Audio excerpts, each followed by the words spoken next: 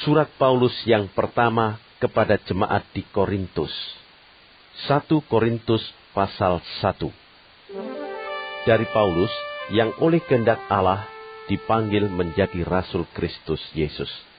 Dan dari Sostenes, saudara kita, kepada jemaat Allah di Korintus, yaitu mereka yang dikuduskan dalam Kristus Yesus dan yang dipanggil menjadi orang-orang kudus dengan semua orang di segala tempat, yang berseru kepada nama Tuhan kita Yesus Kristus, yaitu Tuhan mereka dan Tuhan kita.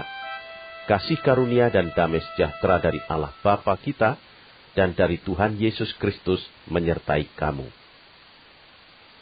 Aku senantiasa mengucap syukur kepada Allahku karena kamu atas kasih karunia Allah yang dianugerahkannya kepada kamu dalam Kristus Yesus. Sebab di dalam Dia kamu telah menjadi kaya dalam segala hal, dalam segala macam perkataan dan segala macam pengetahuan, sesuai dengan kesaksian tentang Kristus yang telah diteguhkan di antara kamu. Demikianlah kamu tidak kekurangan dalam suatu karunia pun, sementara kamu menantikan penyataan Tuhan kita Yesus Kristus. Ia juga akan meneguhkan kamu sampai kepada kesudahannya, sehingga kamu tak bercacat pada hari Tuhan kita Yesus Kristus. Allah yang memanggil kamu kepada persekutuan dengan anaknya Yesus Kristus Tuhan kita adalah setia. Tetapi aku menasihatkan kamu, saudara-saudara, demi nama Tuhan kita Yesus Kristus, supaya kamu seia sekata dan jangan ada perpecahan di antara kamu. Tetapi sebaliknya, supaya kamu erat bersatu dan sehati sepikir. Sebab, saudara-saudaraku, aku telah diberitahukan oleh orang-orang dari keluarga Chloe tentang kamu, bahwa ada perselisihan di antara kamu. Yang aku maksudkan ialah bahwa kamu masing-masing berkata, aku dari golongan Paulus, atau aku dari golongan Apolos, atau aku dari golongan Kefas, atau aku dari golongan Kristus. Adakah Kristus terbagi-bagi? Adakah Paulus disalibkan karena kamu? Atau adakah kamu dibaptis dalam nama Paulus? Aku mengucap syukur bahwa tidak ada seorang pun juga di antara kamu yang aku baptis selain Krispus dan Gaius. Sehingga tidak ada orang yang dapat mengatakan bahwa kamu dibaptis dalam namaku. Juga keluarga Stefanus, aku yang membaptisnya. Kecuali mereka, aku tidak tahu. Entahkah ada lagi orang yang aku baptis. Sebab Kristus mengutus aku, bukan untuk membaptis, tetapi untuk memberitakan Injil. Dan itu pun bukan dengan hikmat perkataan, supaya salib Kristus jangan menjadi sia-sia. Sebab pemberitaan tentang salib memang adalah kebodohan bagi mereka yang akan binasa. Tetapi bagi kita yang diselamatkan, pemberitaan itu adalah kekuatan Allah.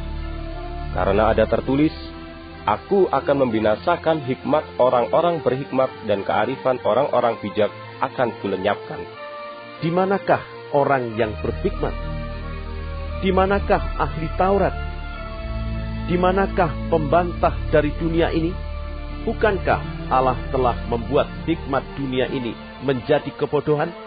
Oleh karena dunia dalam hikmat Allah tidak mengenal Allah oleh hikmatnya, maka Allah berkenan menyelamatkan mereka yang percaya oleh kebodohan pemberitaan Injil.